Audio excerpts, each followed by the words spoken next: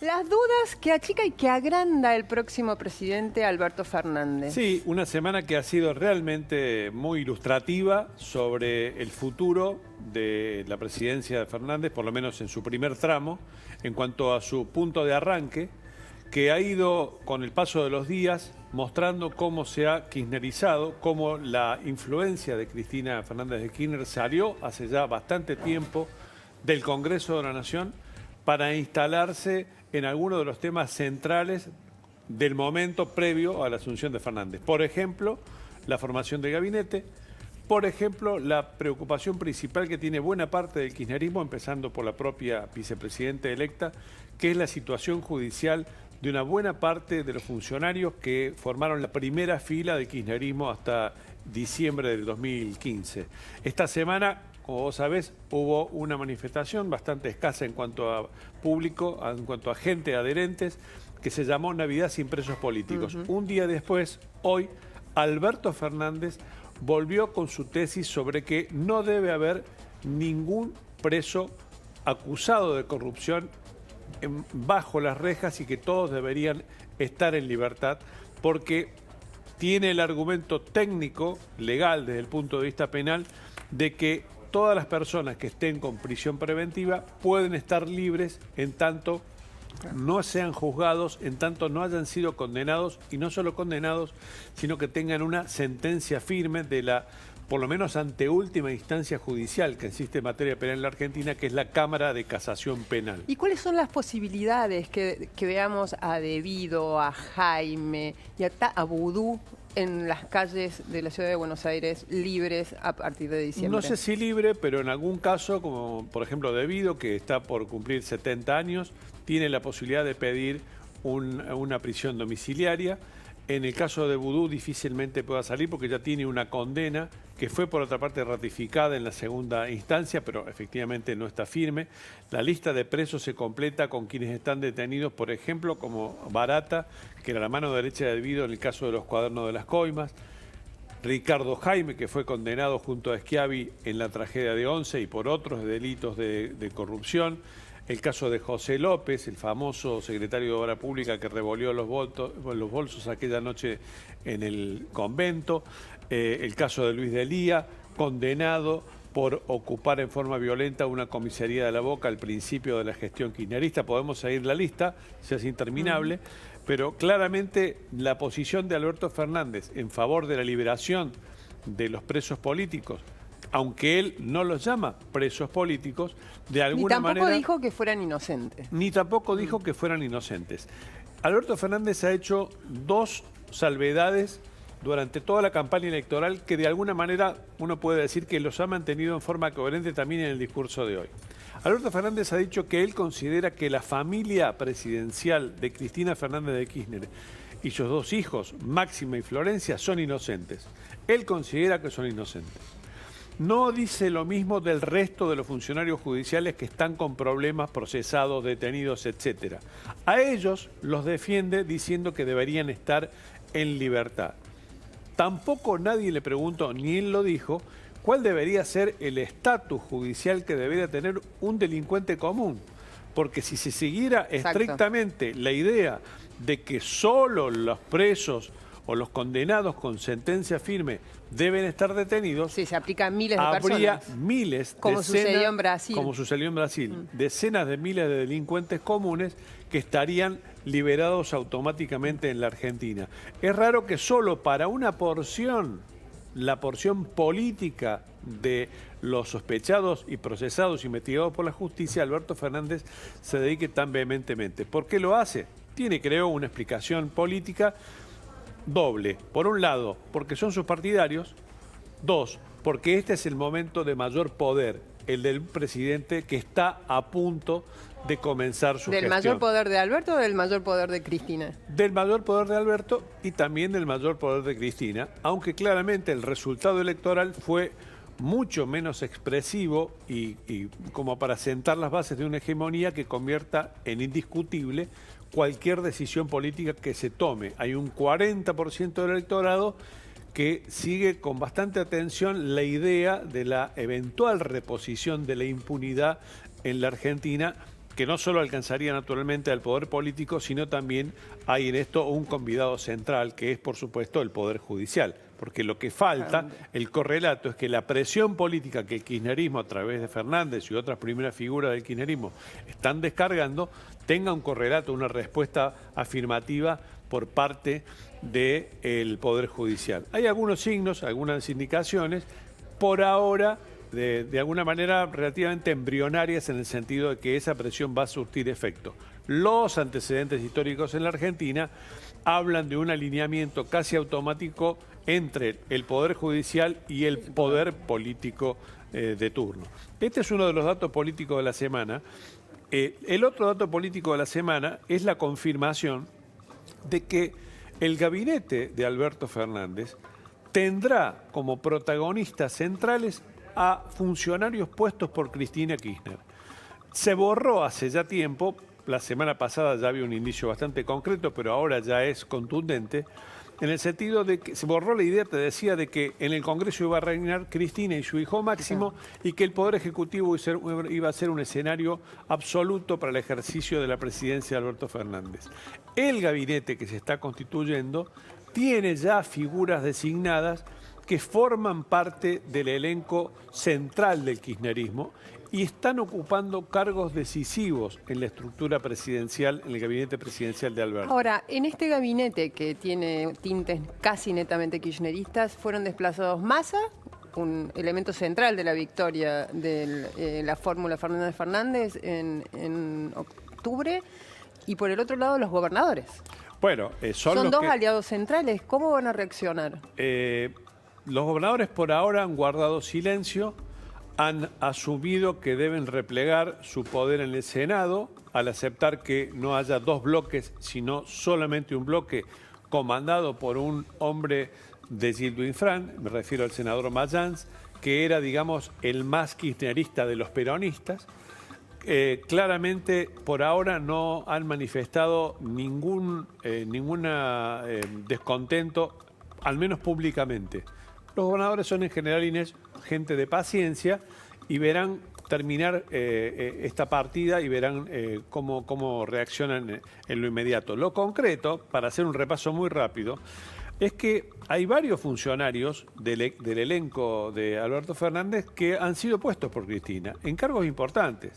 El ministro del Interior, responsable de la estratégica relación con esos gobernadores a los que vos hacías referencia, gobernadores con los que Alberto Fernández esperaba contar como su propia tropa, será Guado de Pedro, un hombre de la cámpora, de la máxima confianza de Cristina Fernández. Evidentemente es así que Guado es uno de los hombres más dialoguistas y más respetados de la cámpora, por precisamente su capacidad de comunicación y de interrelación política.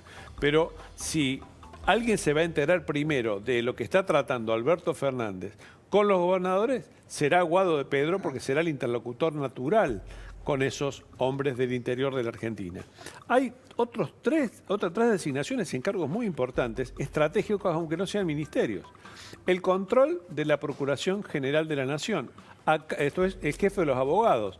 El jefe de quien resuelve qué posición tendrán los abogados del Estado en la defensa de más de 2 millones de juicios que el Estado tiene a favor o en contra de sí. Es Carlos Zanini, o será Carlos Zanini. No hace falta decir que Carlos Zanini es un hombre de la más estrecha confianza de Cristina Fernández. Pasó 12 años como secretario legal y técnico de Néstor y de Cristina.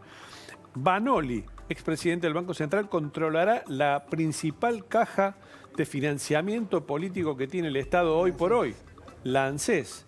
Y Marcó del Pon, la expresidenta del Banco Central también, se hará cargo de la recaudación impositiva, de la AFIP, que no solo significa recaudar impuestos en la Argentina, sino tener el control de la principal caja de secretos fiscales que tiene cualquier Estado, cualquier país. Estamos hablando de sectores esenciales en cualquier estructura estatal que Fernández ha cedido a Cristina. Falta todavía, y esta noticia fue de ayer, ver quién será finalmente el ministro de Seguridad. Claro, porque lo desplazaron a Gorgal. Claro. Era el número puesto un hombre, y finalmente Alberto... Cuando hablaba de uno de los derrotados, Sergio Massa, Diego Gorgal era un hombre, es un hombre de... Y a Galmarini también. Y Malena Galmarini, bajada del potencial Ministerio de la Mujer.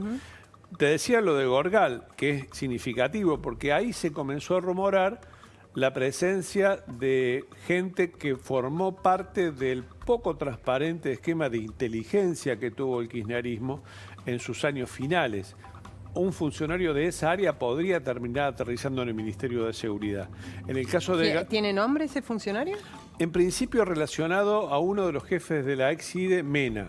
No necesariamente tenía que ser... Que fue el segundo que fue de la... el segundo en la AFI, Parrilli, el segundo de Parrilli en la última época de la AFI. Hay algunos que han sido directamente borrados. Malena Galmarini es una de las que fue bochado. Florencio Randazzo no fue todavía indultado por Cristina Kirchner, era candidato a algún ministerio, a alguna secretaría importante. Tampoco. Sin lugar para los moderados, por lo que en el área estratégica, la más importante que tendrá el gobierno, el Ministerio de Economía, parece que todavía no pasó el filtro ni la aceptación. Martín Redrado, uno de los economistas que con más frecuencia habla Alberto Fernández. Si hay un área en la que se han barajado muchos nombres y hay muy pocas certezas todavía, precisamente... ¿Es por eso? ¿Porque no se ponen de acuerdo Cristina y Alberto sobre quién comandará Economía? Hay muchas dudas, mucho misterio. La conjugación de dudas y misterio abre una serie de especulaciones. El gobierno electo, el presidente electo, el gobierno electo ha cambiado varias veces de interlocutores con el Fondo Monetario Internacional y con los bonistas, con los que está anticipando negociaciones. En su momento fue, por ejemplo, Guillermo Nielsen. Nielsen aparece hoy desplazado hacia el área energética, eventualmente podría terminar siendo el presidente de YPF, pero claramente Nielsen parece no tener... Ni siquiera en la negociación de la... Aparentemente no. Se habla una vez más de Daniel Marx, un especialista en renegociación de deuda externa que ha pasado por varios gobiernos.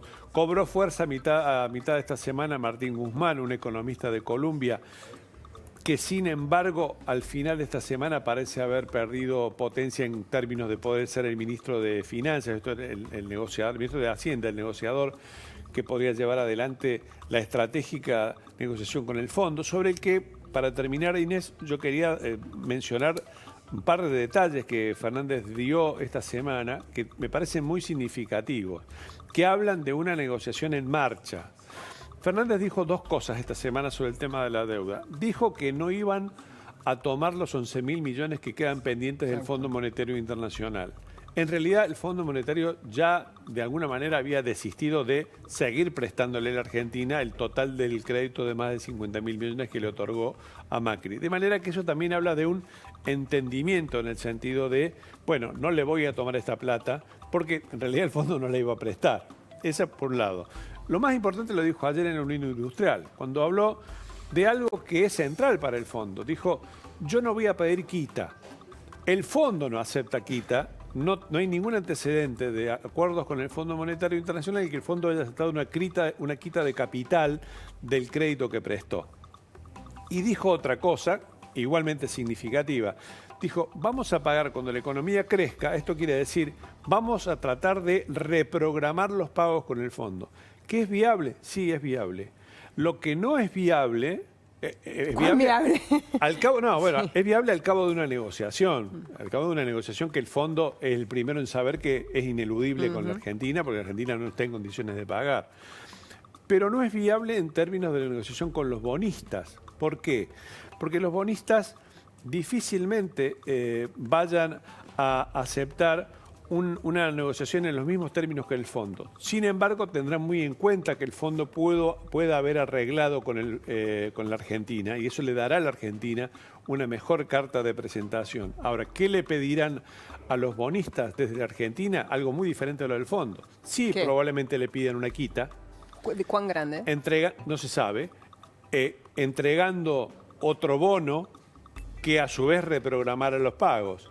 La duda es ¿a qué tasa de interés? Porque hoy la tasa de interés en el mundo está muy baja y la Argentina está, por su riesgo país elevadísimo, pagando una tasa extraordinariamente alta. Por lo tanto, hay economistas que se adelantan a decir hoy desde la Argentina, cuidado con las tasas que la Argentina vaya a aceptar tomar en la reprogramación, más allá de la voluntad de pago que efectivamente Alberto Fernández se ha esmerado en destacar esta semana, envuelto en el discurso de sin el crecimiento no vamos a pagar, etcétera, etcétera, pero diciendo vamos a pagar. Una última pregunta antes del cierre. No, Alberto no le va a reclamar al fondo los 11.000 millones, el último tramo del acuerdo. ¿De qué va a vivir el gobierno argentino? Bueno, hay sobre eso un enorme misterio que está envuelto en relación a quiénes son las autoridades y cuál será la política. Si va a haber una política de emisión inmediata que reemplace la necesidad de fondos frescos, si va a haber una política restrictiva que de alguna manera generará un virtual default con los organismos de crédito y sobre todo con los bonistas, son las preguntas que todavía nadie puede responder y por lo menos con seriedad, y que hablan del riesgo que la Argentina tiene, un doble riesgo que la Argentina tiene. Si acierta con la renegociación, todo será mejor porque le permitiría establecer una política económica. Ahora, si no acierta la negociación y no hay acuerdo, hay un default. Y si hay una emisión monetaria extraordinaria con la actual inflación que se registra, no digo que esté garantizado, pero hay un cierto riesgo de hiperinflación o de aceleración del proceso inflacionario. Son las preguntas que están pendientes y que son algo más que preguntas, son interrogantes muy lacerantes hoy mismo en la actividad política y económica del país. Inés, una pequeña cosita. Los vencimientos con el fondo empiezan al final del segundo mandato y son importantes, del segundo año del mandato, digamos, y son importantes a partir del tercero. Los 11.000 millones devengaban una tasa del 4% anual, que es casi la mitad de la tasa que devenga la deuda argentina hoy de cupón, tasa cupón. Por eso la negociación fuerte inicial es con los bonistas, no es con el fondo, pero los bonistas necesariamente te van a pedir que vos tengas un acuerdo con el fondo, porque eso es lo que les va a dar garantía a ellos del que el sendero de deuda sea sustentable. No habrá acuerdo con los bonistas si previamente la Argentina no lleva un compromiso de acuerdo con el fondo. Si bien es cierto lo que vos decías, no es que el fondo no quería prestar, el fondo viene diciendo desde después de las PASO, aquella reunión con el Frente de Todos, que no va a prestar sin saber lo que va a hacer el gobierno. Y Fernández no viene diciendo, no sabemos por qué no puede o por qué no quiere. O porque no sabe. O porque no sabe, cada uno que decía lo que quiera, no viene bajándole las cartas. Al fondo ya 3 o 4 veces dijo, vengan, siéntense, discutamos qué van a hacer. ¿Pero tampoco se las baja al fondo? No las baja en público, y aparte les cambió, tampoco. Es muy cierto lo que dijo Sergio, que también les cambió el interlocutor. El que había tenido charlas con el fondo, que había sido Nielsen, ahora desapareció. O sea, también les cambió el interlocutor. Entonces, está medio es probable empantanado. también que en el fondo cambien ellos el interlocutor a propósito de los errores. De hecho, están cambiando los interlocutores. Gaby, con vos seguimos. Sergio, muchísimas gracias. Gracias a vos.